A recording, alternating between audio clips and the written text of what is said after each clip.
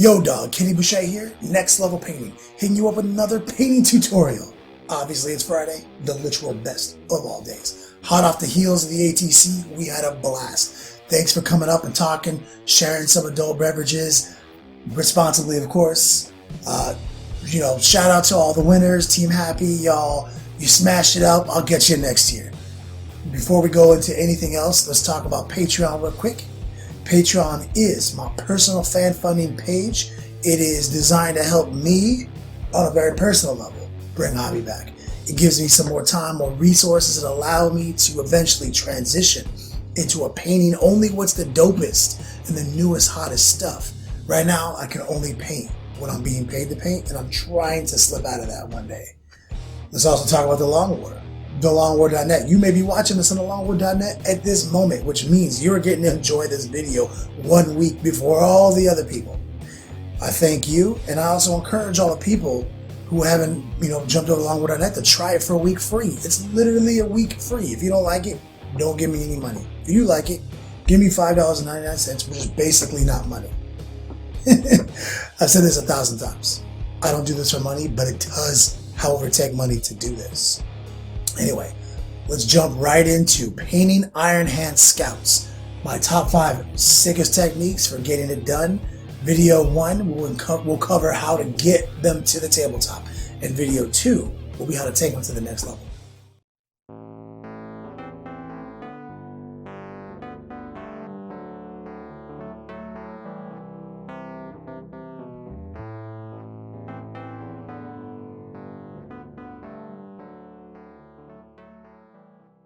Alright guys, let's jump right into this. Painting the Iron Hands themed scouts, hitting you with my top 5 greatest techniques. But I'm starting off with the black armor already painted because it literally is not worth showing you guys. You just use some Vallejo colors. Use Vallejo Air Black, Vallejo Dark Gray, and Vallejo German Glare. Literally go on real subtle with the grays, make it look black with a little depth. You go back and forth with it. It's literally so easy. I'll answer any questions about it if you guys struggle with it. I would say, like I said, just don't ever let it look gray. Keep it black. Anyway, let's jump right into Vallejo Air Steel. So you see right here, already coming in, laying down the steel on these ridiculous servo arms I got from Cromlech.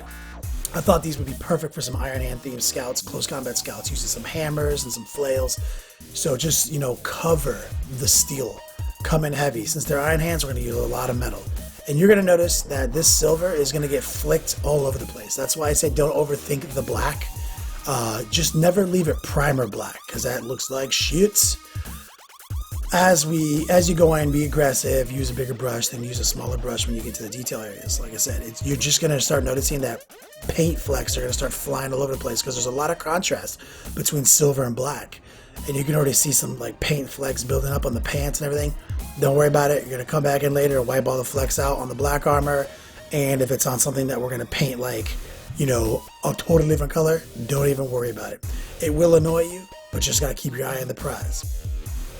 So simply move forward with the Vallejo silver. I chose Vallejo Steel because it's a really bright steel, and I wanted these silvers to have a lot of contrast. I don't want that really dark, OG, bolt gun metal look. I wanted it to be very bright, contrasty metal, almost like it was white. Come in, paint the hoses, anything that you can find an excuse to paint silver with. Paint it with that Vallejo steel, because we are going with the theme here. It is Iron Hands. They are literally just one step away from being robots anyway. They're all about the metal. The flesh is weak. Iron Hands are definitely one of my favorite Space Marine chapters right now, coming up with the sick +1 feel no pain chapter-wide chapter tactic. You can see here, here is the scouts coming together. Got the drill arms, the big machete chainsaws. They are so cool, and obviously the sergeant is a buzzsaw, which I'll show you guys later. Jumping into the next stage, we're going to start working on some earth tones. I'm using a P3 color, the Menoth White base, and I'm using Dark Earth from Vallejo Air. I'm kind of mixing them together, and I'm going to do the kind of the khaki sand color of the pants with them. I'll tell you, man, the air paints are not ideal for this. So if I had to go back and do this again, I think I would just pick a P3 brown. But you live and you learn, you know what I'm saying? But I make this work. I'm just going to end up having to do 2 thin layers to make it look the way I want it to look. you'll see I'm working it back and forth, taking a little bit longer to apply this effect than I want to, just because it is, lacking in the coverage department. But also I'm trying to be slow here because now it's in a paint by numbers mode where I'm not trying to get any of this brown in the black armor if I can avoid it.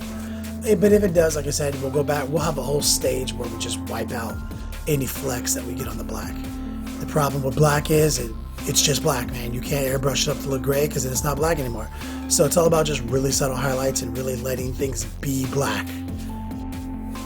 Once we lock in all this sand camo, earth shade tones, we'll move on to the next step.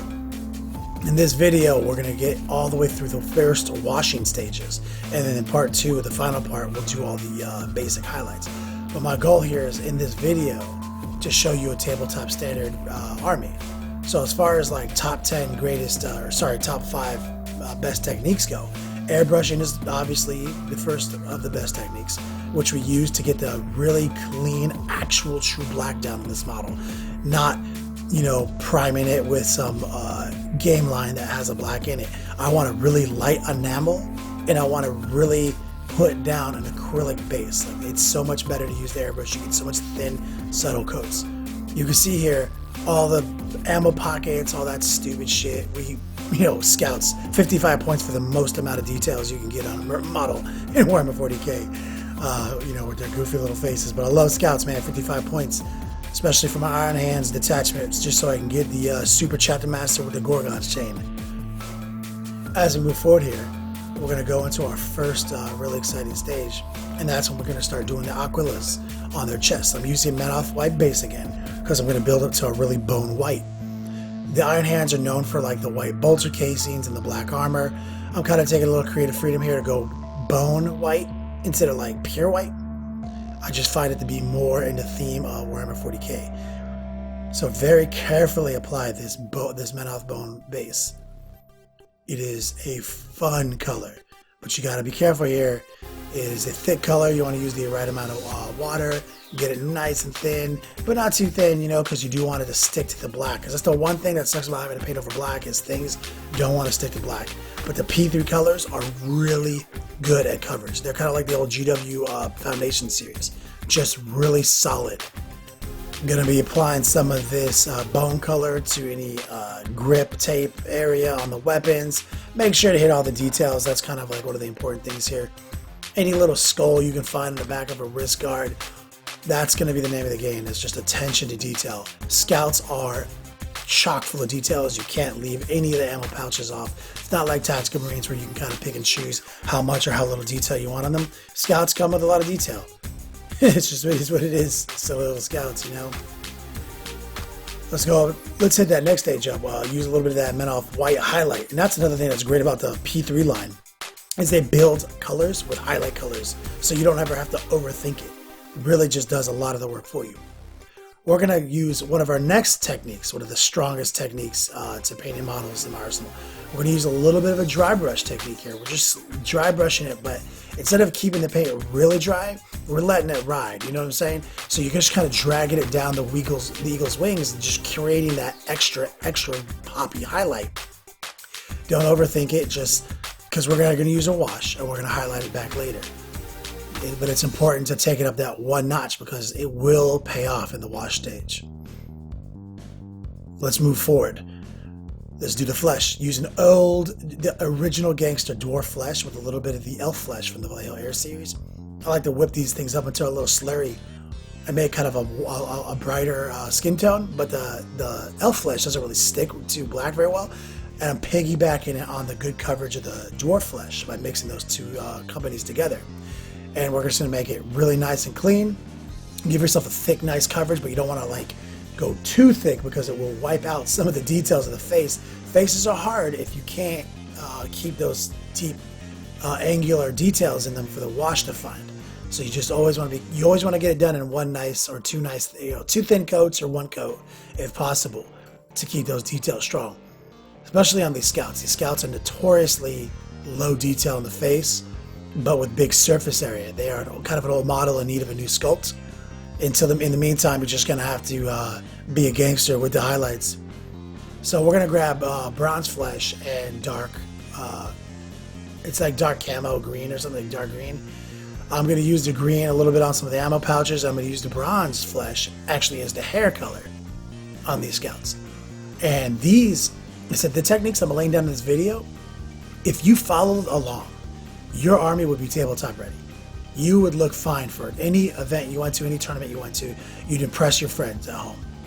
So part one is kind of like the 5 techniques that get you through to the next technique. And part 2 of this video is going to show you how to take it to that next level. So now we're going to go into the wash stage using non-oil. This is another one of the 5 greatest techniques, best techniques of all time. Come in and liberally apply the non-oil to all the bright silver steel areas of the model. Liberal, move it around. You're going to want to play with the wash, get it to flow into all the crevices without pulling up on the big flat surfaces. That's kind of where people fail. They get into the wash and they don't realize that it does still take a little bit of a skill and technique to manipulate and knead it back and forth. It does take a little bit of precision. So, move forward. No big deal. Let's hit all the weapons. Let's hit all the little tubes. Hit all the little servo, earpieces and eyepieces. The little vents on their backs. The belt buckles, all that stuff. Hit it with the black. Once you're done with that black, you can see that the model's sharpening up really nicely. Obviously, we're going to downgrade to a much smaller brush for the smaller details. Obviously you don't want to get this black to spill all over the things that we want to do with a brown wash, because that'll make it look really dirty and muddled. We are absolutely trying to avoid that, because being clean and precise is how you make a model look really good with maybe not as much effort as people think you're putting into it. These are all techniques. There's very little skill in what we're doing right here. It's all about knowledge, using the right tools, using the right paints. As you can see, he's coming along great. I love this little guy. He is only halfway annoying to paint. All his little buddies are, in the same category as him. Same exact. They're almost identical. You have different. I think you have 5 different faces, but pretty much the five of the same body types. Moving into Argrak's Earthshade. This is the brown wash. This is how we're gonna get detail in the bone, the pants, and the face. And you can see immediately it's starting to do work on that white. Hitting the grip tape. We're gonna hit the Aquila on the front. We're gonna hit his face. You're gonna see just immediately. It's doing the work. It is so good. This is like the epitome of like one of the greatest techniques in the game right now for getting your models tabletop ready. The wings on his chest look done. They look fantastic now. His face, look at this. Like his face is, gone from boring and neutral to, wow, there's some interesting dark shadows in his eyes. His brow ridge is getting furrowed. His cheeks are sunken all of a sudden. Like now you're like, yo, what is this guy's story? He looks like he's seen some shit, Same thing, go liberal along on the hair trim there, but wick it away. Don't let it pull up, you know what I mean? That's what I'm talking about. Now we're gonna come into the pants, and this is where you're just gonna dump it on. Move it around, get it inside those any crease. Remember, this is a low detail model, so like the pants don't have a lot of details in the crevices, but you wanna really just draw the wash's attention to those areas. We're gonna have to come back and highlight them. And as you can see, this is done, man. You could take this to any tournament with a 3-color standard, and like people be like, that is a 3-color minimum? This is next level paintings. 3-color minimum right here. Anyway, guys, thanks for checking out this video. We have much more to come from these scouts. We're gonna take these scouts to the next level next week. Peace out, homies.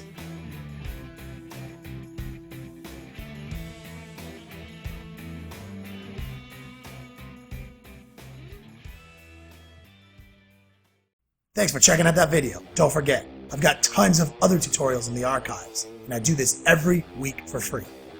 If you're looking for an ad-free experience, check out thelongwar.net. All these videos come out a week early with exclusive access and exclusive downloads and ad-free. Also, check out my best friend Rob Bear at Spiky Bits, and of course the Long War YouTube channel for all the freshest battle reports. Thanks for watching.